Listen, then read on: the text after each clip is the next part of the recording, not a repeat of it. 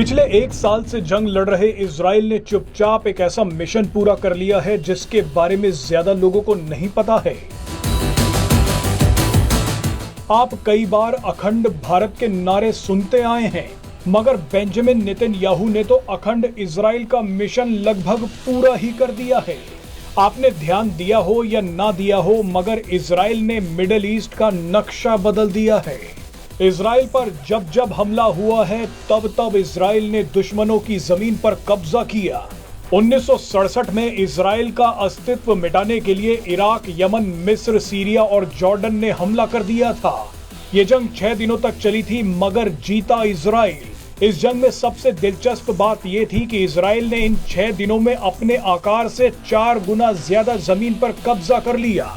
यानी जिन देशों ने इजराइल पर हमला किया, इजराइल ने उन्हीं की जमीन कब्जा ली। इस बार भी कुछ ऐसा ही हुआ है।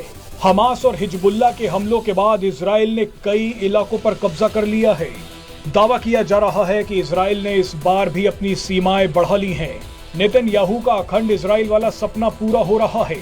यहूदियों में अखंड इजराइल के विचार को ग्रेटर इजराइल कहा जाता है। बेंजामिन नेतन्याहू ने संयुक्त राष्ट्र में खड़े होकर कहा है कि जंग खत्म होने के बाद भी वो गाजा का इलाका फिलिस्तीन को नहीं सौंपेगा। इजराइल हिजबुल्लाह को मिटाने के लिए भी लेबनान के दक्षिणी इलाके में घुस गया है। विवादित वेस्ट बैंक इलाके में भी इजराइल ने अपनी जकड़ मजबूत कर ली है। कई एक्सपर्ट्स का कहना है कि इजराइल ने अपने देश में हजारों किलोमीटर जोड़ लिए हैं।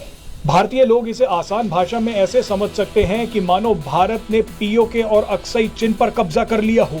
बहरहाल आपको बता दें कि इजराइल के दुश्मन हर बार एक ही गलती करते हैं और हर बार इजराइल उसी का फायदा उठाता है। इजराइल अब गाजा और दक्षिणी लेबनान में घुसकर बैठ गया है।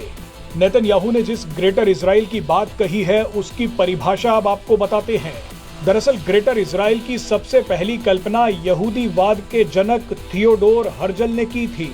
हर्जल के ग्रेटर इजराइल की कल्पना में तो फिलिस्तीन, लेबनान, सऊदी अरब के अलावा तुर्की, सीरिया और इराक जैसे देश भी शामिल थे। मगर समय के साथ ग्रेटर इजराइल की परिभाषा बदल गई। ये स्वाभाविक सी बात है कि इजराइल अब सऊदी अरब, तुर्की, यमन और इराक जैसे देशों पर तो कब्जा नहीं कर सकता।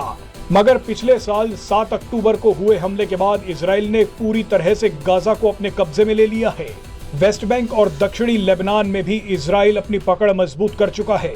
यानी आज की परिभाषा के हिसाब से नेतन्याहू ने अखंड इजराइल का सपना लगभग पूरा कर लिया है।